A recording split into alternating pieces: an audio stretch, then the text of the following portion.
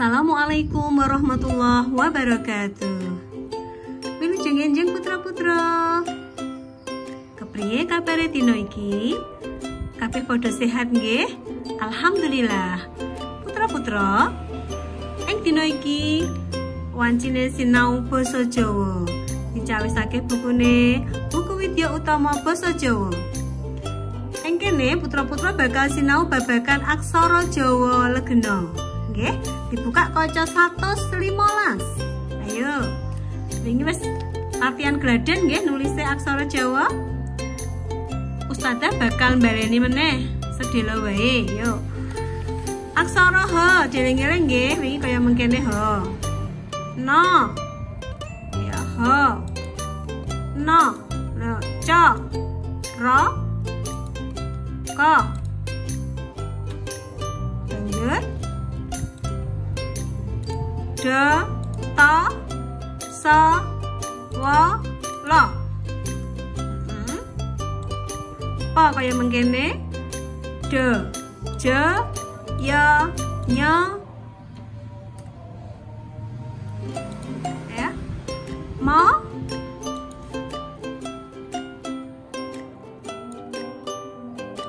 Moga bathanga ingkang pungkasan. Ma, ge, be, ta, nga. Nah, cacahe ana 20. Putra-putra kudu ngerteni, kudu apal wujude aksarane. Nah, kaya mengkene nggih, moga bathanga. Nah, ing dina iki putra-putra bakal sinau nulis tembung nganggo aksara Jawa. Tuladhane putra-putra arep nulis ono, pamane nggih coba dibuka kaca 117. Ono. Gampang nggih. Ono, goleki h nggih.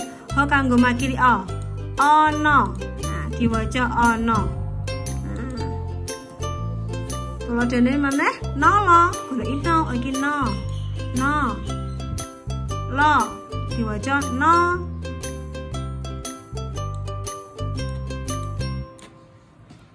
Nolo.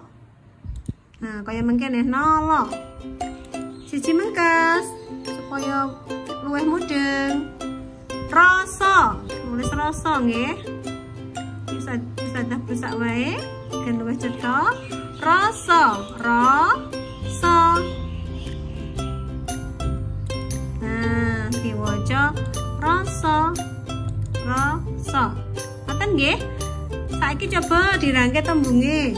Tuladhane nggon kaca 118.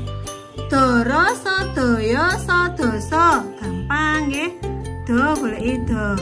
Ra sa. De. Sa.